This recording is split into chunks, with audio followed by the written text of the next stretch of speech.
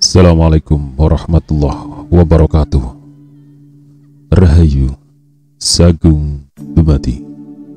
Kembali lagi di channel Babat Nusantara. Pada kesempatan kali ini akan melanjutkan cerita Gajah Mada Hamukti Palapa bagian ke-26.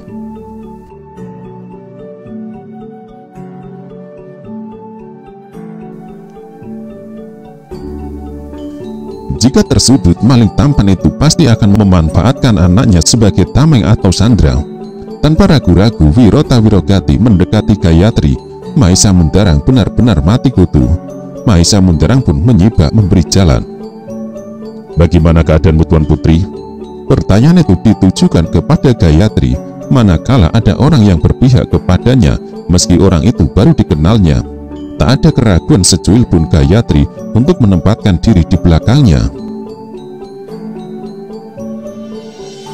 Mahesa Mundarang memandang tak berkedip, tangannya mengepal dan nafasnya mengombak dengan derap, mirip gempuran ombak laut selatan yang menerjang tebing susul menyusul tak berkesudahan.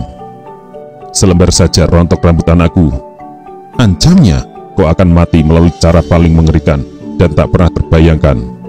Wirota Wirogati hanya tertawa terkekeh ketika kesadarannya kembali utuh dan nalarnya kembali jalan.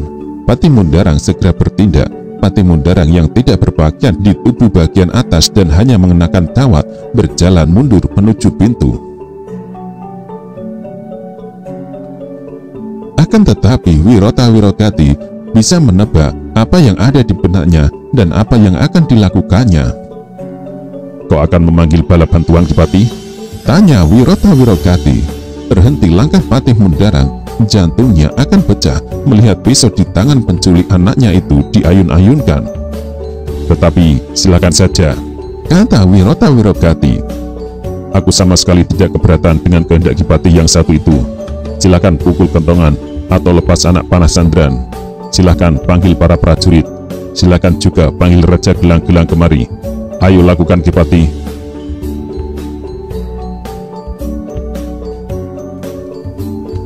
Patih Mundarang menganggap ucapan itu sebagai ancaman yang artinya jika ia berani memukul kentongan, anaknya akan mati.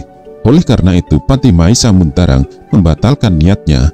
Namun melihat itu, Wirota Wirogati justru membentak. Cepat pukul kentongan Kipati. Aku ingin semua orang ke sini atau anakmu akan mati. Patih Mundarang bingung. Masih belum jelas perintahku? Cepat pukul kentongan atau anakmu akan mati. Patih Mundarang bingung, setidaknya merasa aneh karena maling itu justru ingin dikepung rapat. Keluar kau dan pukul kentongan. Aku ingin semua orang ke sini. Patih Mundarang kembali melangkah mundur dan langsung bergegas ke arah kentongan yang tergantung di halaman. Sejenak kemudian, hening malam itu goyah oleh suara titir yang dipukul keras dan beruntun. Segenap prajurit yang menjaga istana terkejut dan bertindak.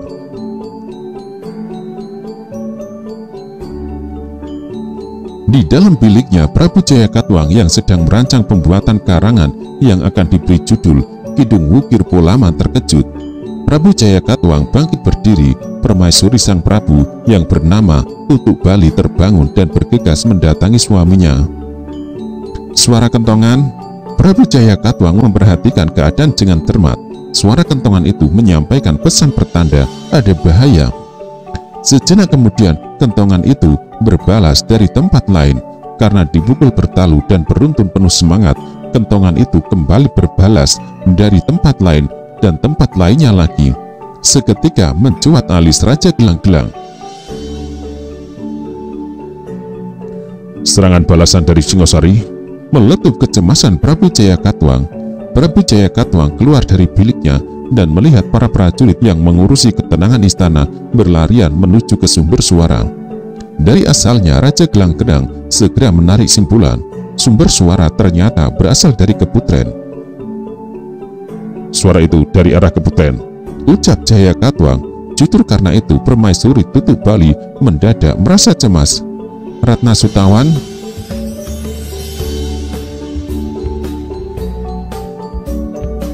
Bergegas, Permaisuri Nararya Tutu Bali mengayunkan langkah tanpa keraguan, tidak seperti suaminya yang berpikir adanya serangan balasan dari Singosari.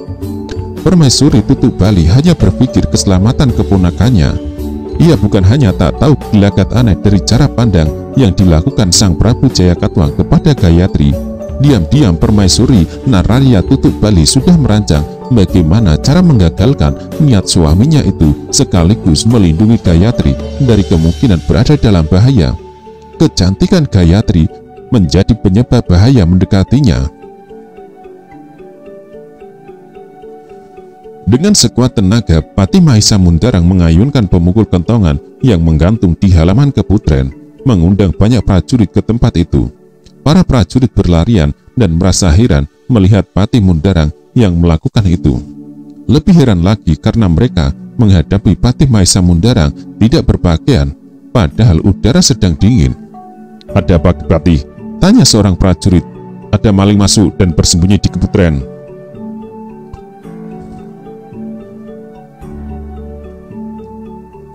Perhatian para prajurit tertuju ke keputren.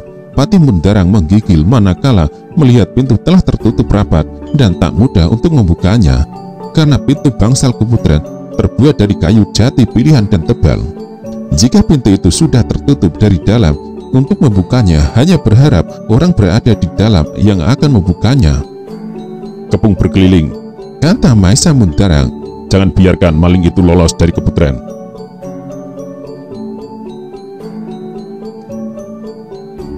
Puluhan prajurit yang berdatangan bergegas menerjemahkan perintah yang diterima. Kebungan yang sangat rapat yang dilakukan terhadap bangsal keputren itu menyebabkan mustahil siapapun yang terjebak di dalamnya bisa selamat meloloskan diri, kecuali bisa ambles ke dalam perut bumi. Pati Mundarang yang memperhatikan keadaan masih mendengar tangis bayinya, namun sejenak kemudian tangis bayi itu mereda. Hal itu karena bayi itu merasa nyaman berada di pelukan Gayatri. "Aku mengucapkan terima kasih karena kau telah menolongku," kata Gayatri. Wirota Wirogati tersenyum. Gayatri terlihat betapa tampan pemuda yang mengaku maling dan telah menolongnya itu. Wirota Wirogati menatap dengan pandangan mata amat lekat dan larut, seolah sebuah pesona sedang membelitnya. Keadaan yang sama dialami oleh Gayatri. Pandangan pertama melalui pertemuan pertama itu amat membingungkan, karena memunculkan getar yang langsung mengusik dasar hati. Untuk beberapa saat, Gayatri kehilangan kesadarannya, dan ketika kesadarannya itu kembali, Gayatri bingung dan tersipu. "Tuan Putri Sekar Kedaton," kata Wirota Wirogati. "Apakah saat ini Tuan Putri Sekar Kedaton dalam keadaan baik?" Pertanyaan yang dilontarkan Wirota Wirogati itu sangat santun. "Apakah menurutmu aku dalam keadaan baik?" balas Gayatri sambil mengelus-ngelus kepala bayi dalam pelukannya. Dengan kehangatan yang diberikan, bayi anak Patih Mundarang yang nyaris memperkosanya itu bahkan tertidur. Hingar-hingar macam apapun yang terjadi rupanya tak akan berpengaruh apapun pada bayi yang belum genap berusia setahun itu. Naluri keibuan Gayatri membuatnya tak peduli bayi itu anak siapa. "Sebenarnya siapa kau, Kakang Maling? Mengapa kau pertaruhkan nyawa dan keselamatanmu untuk menolongku?" tanya Gayatri.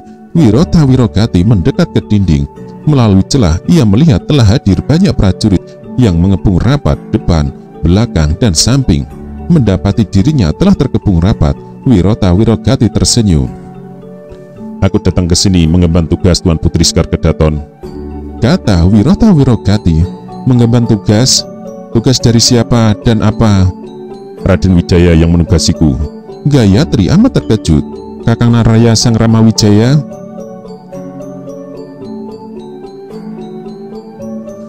Wirota Wirogati mengangguk. Seketika berbinar mata Gayatri.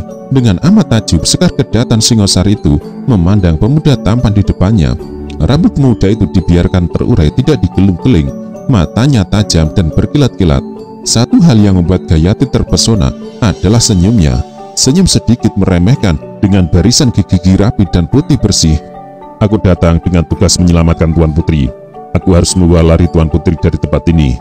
Aku juga mengemban tugas mengukur dan melihat kesiapan prajurit gelang-gelang.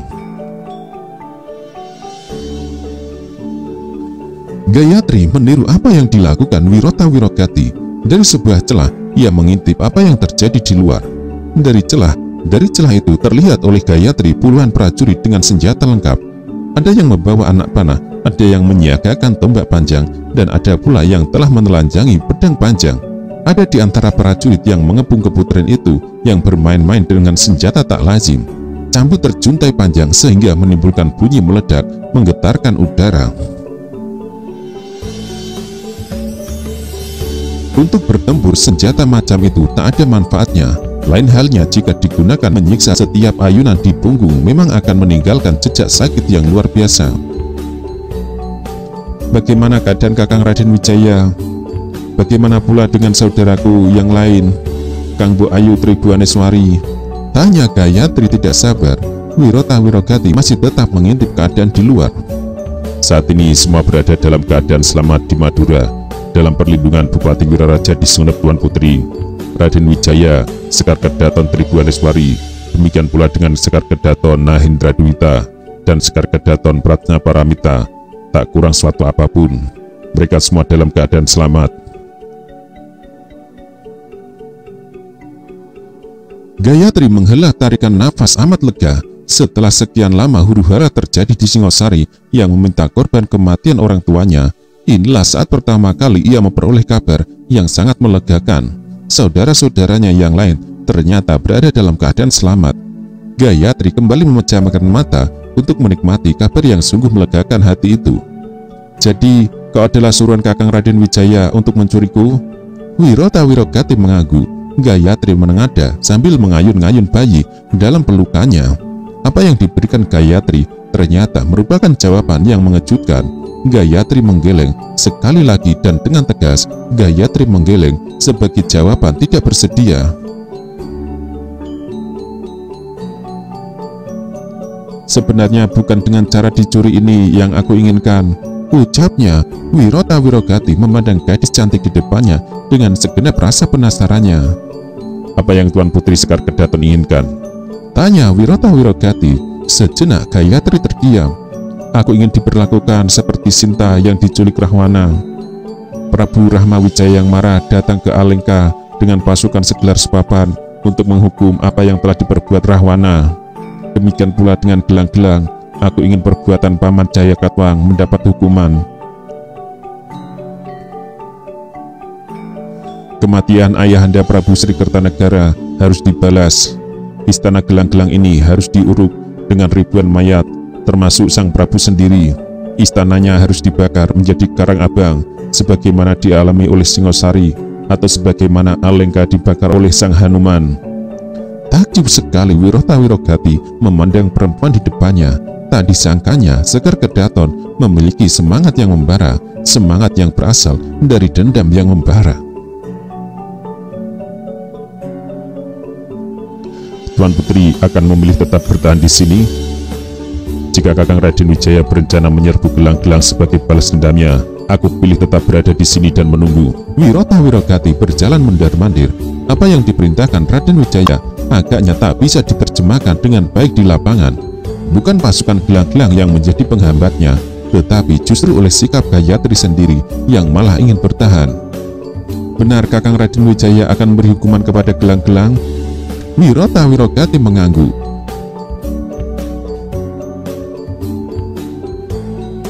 Yang aku tahu, Raden Wijaya saat ini sedang menghimpun kekuatan untuk sebuah serangan balasan, untuk menyerbu gelang-gelang. Tidakkah semudah membalik tangan?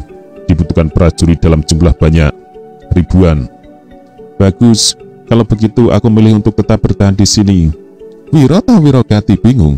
Dari Raden Wijaya ia telah menerima tugas untuk mencuri dan membawa lari Gayatri. Namun yang hendak dicuri dan dibawa lari justru memilih sikap dan kehendak sendiri. Tuan Putri Sekar Kedaton Gayatri telah mengalami nasib yang buruk dan akan tetap dibayangi oleh kemungkinan nasib buruk. Bagaimana Tuan Putri akan tetap bertahan di tempat ini? Tanya Wirota Wirogati. Gayatri menunduk sejenak, lalu mendongak tanpa canggung dan seolah telah mengenal lelaki di depannya cukup lama. Amat lekat Gayatri dalam menatap wajah laki-laki itu. Aku telah banyak belajar, kata Gayatri. Jika aku mengalami hal seperti tadi, aku akan bunuh diri. Kalau Maisa Mundarang berniat mengulangi rencananya, aku akan benamkan sebuah cutri beracun ke dadaku. Mereka yang ingin tubuhku hanya akan memperoleh mayatku. Demikian pula dengan Prabu Jayakatwang. Ia hanya akan memperoleh mayatku jika berkeinginan menjamah tubuhku. Wirota Wirokati memandang dengan heran. Apakah sang Prabu Jayakatwang juga pernah akan melakukan itu? Aku melihat nafsunya dari bahasa wajahnya, balas Gayatri. Wirota Wirokati meletakkan jari tangannya di mulut. Melalui sebuah celah ia mengintip untuk mengetahui bagaimana keadaan di luar. Wirota Wirokati dan Gayatri melihat Prabu Jayakatwang telah turun pula ke tempat itu. Ada apa ini? Tanya Prabu Jayakatwang. Maling mencuri anakku, Prabu, dijawab Maisa Mundarang tersengal. Anakmu? Tanya Prabu Jayakatwang kaget. Maisa Trimba, Prabu, jawab Maisa Mundarang. Prabu Jayakatwang merasa ada yang aneh. Bahwa ada maling yang mampu menembus penjagaan prajurit kepatihan sungguh sangat aneh. Lebih aneh lagi, maling yang masuk ke istana kepatihan itu menculik anak Maisa Mundarang, dan ketika maling itu dikejar, ia bersembunyi di keputren. Kebetulankah semua itu? Jadi kamu pergoki maling itu? Tanya Prabu Jayakatwang. Benar, Prabu. Ketika aku kejar, ia masuk ke keputren. Aku tak bisa berbuat apa-apa karena maling itu mengancam akan membunuh anakku. Wirota Wirokati tertawa dalam hati dan berbalik mengarahkan perhatian kepada Gayatri. Rupanya bayi anak Maisa Mundarang yang aku culik ini bernama Maisa Trimba. Bukankah Trimba itu berarti serakah atau doyan makan? Mengapa Maisa Mundarang memberi nama anaknya sejelek itu? Tanya Wirota Wirokati. Gayatri tidak memiliki jawaban untuk pertanyaan itu. Tuan Putri, ingin sekali lagi aku menawarkan. Marilah Tuan Putri meloloskan diri dari tempat ini, ucap Wirota Wirokati meluruskan pembicaraan. Gayatri memandang dengan tatapan tajam. Aku sudah bulat dengan keputusanku. Setelah mendengar semua yang Kakang ceritakan kepadaku, aku memilih untuk bertahan di tempat ini. Aku menunggu pengulangan kembali atas apa yang terjadi di Alengka. Wirota Wirokati jengkel. Bukan perkara yang gampang untuk menyerbu tempat ini, Tuan Putri, kata Wirota Wirokati. Membutuhkan waktu lama untuk menghimpun kekuatan, mengumpulkan para pemuda, dan kemudian melatihnya menjadi prajurit. Tak semudah membalik tangan. Keinginan Tuan Putri itu hanya menutupi hawa nafsu. Lagi pula, belum tentu sejarah yang terjadi di kisah Ramayana akan terulang kembali dalam kehidupan Tuan Putri Sekar Kedaton. Belum tentu Raden Wijaya bisa menempatkan diri sebagai Prabu Rama dalam menyelamatkan Sinta, karena Raden Wijaya dan Prabu Rama berada dalam kehidupan berbeda. Silakan bangun dari mimpi, Tuan Putri. Gayatri memandang Wirota Wirokati dengan menyimpan kecewa. Namun Gayatri mampu menerima semua kilah yang dipaparkan Wirota Wirokati. Kita telah terkepung, kata Gayatri. Bagaimana cara Kakang membawa keluar dari tempat ini? Yang penting Tuan Putri Sekar Kedaton harus bersedia hamba bawa keluar dari tempat ini.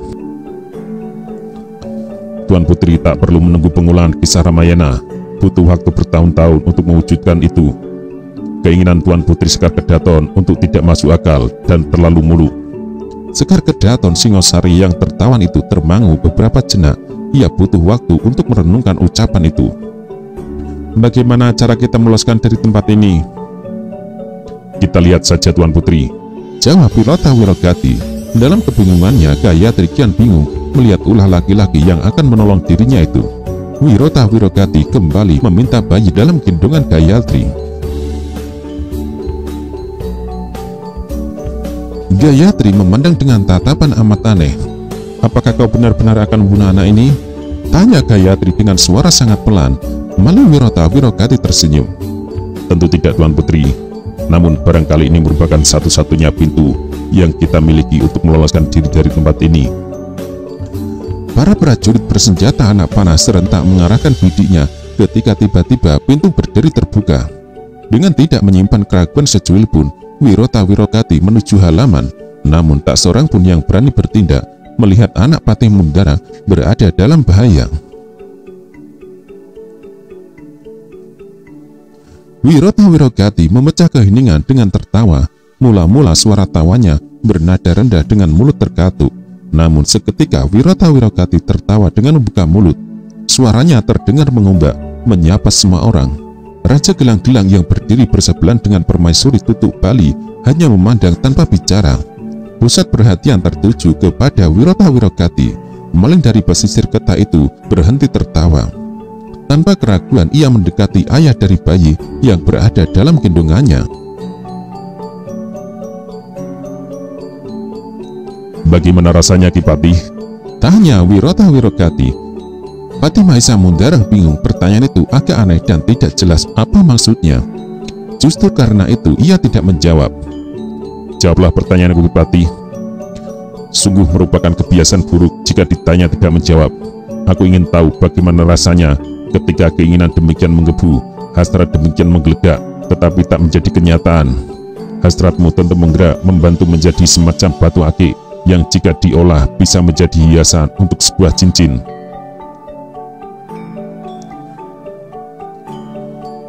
Merah padam wajah Mahesa Mundarang, namun tangannya bagai terbelenggu.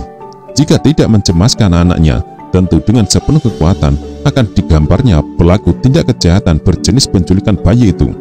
Tentu akan disempal tangan-tangan orang itu sampai berpatahan, atau dengan menggunakan tali ia akan mengikatnya di belakang 8 ekor kuda kelangenan yang menyeretnya ke arah yang berbeda. Tentu akan berantakan tubuh orang yang kurang ajar itu. Apalagi kini ia melecehkannya, mengoloknya. Dengan seksama para prajurit mencari celah yang tepat untuk menyelamatkan bayi dari pelukan penculik itu. Sayang celah itu bagi tidak ada.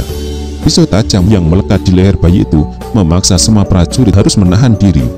Bagi Mahesa Mundarang, Mahesa Tremba tentu memiliki nilai yang sama pentingnya dengan menjaga ketentraman istana Gelang-Gelang. Aku tidak akan memanfaatkan perbuatanmu. Usis Mahesa Mundarang terdengar amat jelas. Kujamin kau pasti akan mati di tanganku.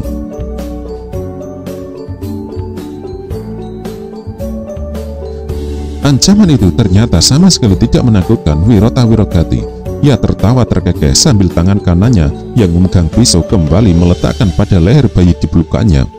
Bayi yang tak tahu persoalan itu begitu lelap, bahkan bergerak menempatkan diri pada keadaan yang paling nyaman. Barulah ketika Prabu Jayakatwang melangkah mendekat, Wirota Wirogati memberikan perhatiannya. Suara tawanya yang terkekeh lenyap. Siapa sebenarnya kamu anak muda? Dan apakah yang kau lakukan di tempat ini? Kamu punya nyali luar biasa besar. Wirota Wirogati akan menjawab, tetapi Patih Mundarang mendalui. Orang ini maling Sang Prabu. Ia mencuri harta dan menculik anakku. Aku memergoki dan mengejarnya. Ia lari dan bersembunyi di tempat ini. Memperoleh jawaban yang memutar balik kenyataan itu menyebabkan Wirota Wirogati tertawa geli. Namun sejenak kemudian Wirota Wirogati dengan sepenuh kesadaran menghentikan tawanya. Bayi mungil di peluknya menggeliat. Benar Sang Prabu, Wirota Wirogati berbicara. Dengan sengaja aku memang menjatuhkan pilihanku untuk memasuki rumah Ki Patih Mundarang yang dijaga amat ketat. Makin dijaga sangat ketat, sungguh mancing keinginanku untuk menjajal masuk. Yang aku peroleh di rumah Patih Mundarang sungguh sangat jauh dari yang aku bayangkan. Aku mengira Patih Mundarang adalah seorang yang kaya raya. Ia seorang patih dan kini tidak sekedar patih, tetapi Mahapati Amangkubumi. Maka bayanganku tentulah ia kaya raya. Ternyata dugaanku bahwa Patih Mahesa Mundarang kaya raya salah. Yang benar, Patih Mahesa Mundarang amat sangat kaya raya. Bahkan boleh dibilang mungkin jauh lebih kaya raya dari rajanya sendiri. Apa yang berada dalam buntalan besarku ini adalah perhiasan yang nilainya bahkan cukup untuk membuat negara sendiri. Sesak nafas Mahesa Mundarang dipermainkan seperti itu. Jumlah kekayaan yang dikupas habis itu menyebabkan Patih Mundarang menjadi tidak nyaman. Apa yang dikatakan maling penculik anaknya tentang bisa membuat negara sendiri itu tentu sangat berlebihan. Dibanding dengan kekayaan Prabu Jayakatwang, tentulah kekayaan Mahesa Mundarang belum seberapa. Namun sekantong penuh berisi berbagai perisian tetap saja menumbuhkan pertanyaan dengan cara bagaimana Maisa Mundarang mengumpulkan perhiasan berharga mahal sebanyak itu. Jadi kau hanya seorang pencuri? Tanya Prabu Jayakatwang. Prabu Jayakatwang menunggu jawaban. Di sebelahnya Permaisuri Tutu Bali ikut menunggu jawaban itu. Wirota Wirogati berjalan memutar dan memperhatikan semua anak panah yang tertuju pada tubuhnya. Puluhan anak panah yang mengepung itu membuatnya ngeri. Tolong anak panahnya diturunkan semua, kata Wirota Wirogati. Perintah itu tidak mendapat jawaban. Semua anak panah masih tetap teracung pada tubuhnya. Kini akulah yang punya hak memberi perintah atau anak ini akan mati. Semua anak panah supaya diturunkan. Namun masih bergeming, para prajurit itu tetap pada sikapnya. Tolong penuhi permintaannya. Akhirnya terdengar sebuah jawaban. Para prajurit yang memberikan kepungan rapat itu merasa janggal karena perintah itu berasal dari mulut Patih Mundarang, tak juga dari mulut sang Prabu, tetapi berasal dari mulut seorang perempuan. Serentak para prajurit yang merentang lengkap menurunkan senjatanya karena Permaisuri Tutu Bali yang meminta. Seumur-umur baru kali itulah sebuah perintah diberikan oleh Permaisuri. Padahal selama ini Permaisuri bukan jenis ratu yang gemar ikut campur urusan suaminya. Permaisuri melangkah mendekat, tetapi Wirota Wirogati dengan segera mengangkat pisau. Jangan mendekat, Wirota Wirogati membentak. Permaisuri terpaksa membatalkan langkahnya. Maling adalah perbuatan nista, namun menculik bayi adalah perbuatan yang lebih nista lagi. Berikan bayi itu kepadaku, kata Permaisuri. Hening pun menjalar. Bagi Wirota Wirogati, ucapan Permaisuri Tutu Bali itu menohok, tetapi sekaligus menjadi pembuka simpul kemarahannya. Menyulik bayi adalah perbuatan nista? Tanya maling dari keta itu. Benar, Tuan Putri Permaisuri Gelang-Gelang. Sejujurnya selama ini pekerjaan yang aku geluti hanya maling. Aku tak bisa bekerja jenis lain, bertani atau menjadi nelayan misalnya. Kalau soal menculik bayi, terus terang baru kali ini aku melakukan. Menculik bayi benar perbuatan nista, tetapi masih ada perbuatan yang lebih nista. Mau mengetahui perbuatan nista apa yang aku maksud, Tuan Putri Permaisuri?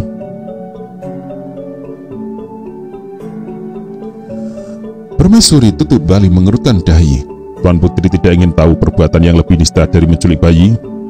Prabu Jayakatwang yang kemudian memecah keheningan di udara dingin setelah diguyur hujan yang amat deras itu. Perbuatan apa yang kamu maksud, anak muda? Wirota Wirogati tertawa pendek. Tanyakan kepada Patih Mundarang, perbuatan nista macam apa yang kumaksud itu. Berlahan Prabu Jayakatwang menoleh kepada patihnya. Demikian pula dengan Permaisuri Tutu Bali mengarahkan perhatiannya kepada patih yang diam-diam tidak ia sukai itu. Namun Maisa Mundarang tidak berkata apapun, tidak menyebut jenis perbuatan lebih nista apa yang dimaksud oleh maling kurang ajar itu. Ayo Ki Patih Mundarang, berceritalah dengan jujur apa yang kau lakukan. Kebingungan Maisa Mundarang. Aku melakukan apa? Letupnya. Wirota Wirogati tertawa geli. Berceritalah Ki Patih, mengapa Ki Patih berada di sini? Maling kepanat, jangan mencoba mengarang cerita ngawur. Kau telah memasuki rumahku dan menculik anakku.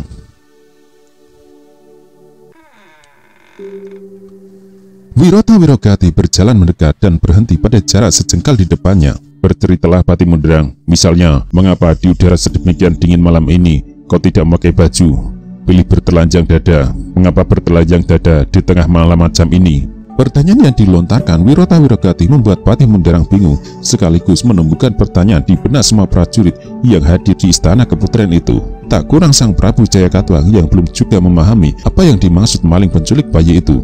Akhirnya tiba saatnya bagi Wirota Wirogati untuk membongkar apa yang sesungguhnya terjadi. Patih Mundarang akan memperkosa Sekar Kedaton Singosari. Aku yang mengetahui rencananya, hanya memdiam bayinya untuk menggagalkan niatnya. Ia memperkosa Sekar Kedaton Singosari. Ku jamin bayi ini mati. Udara yang semula tenang mendadak bergetar di halaman istana keputren itu. Andai kata saat itu siang hari, tentu akan membaca bagaimana merah padam wajah Patih Mundarang. Ucapan maling penculik bayi itu menyebabkan Prabu Jayakatwang yang diam-diam telah menyusun rencana akan menempatkan Gayatri sebagai selir terkejut. Demikian pula dengan permaisuri Tutuk Bali, tak kurang kagetnya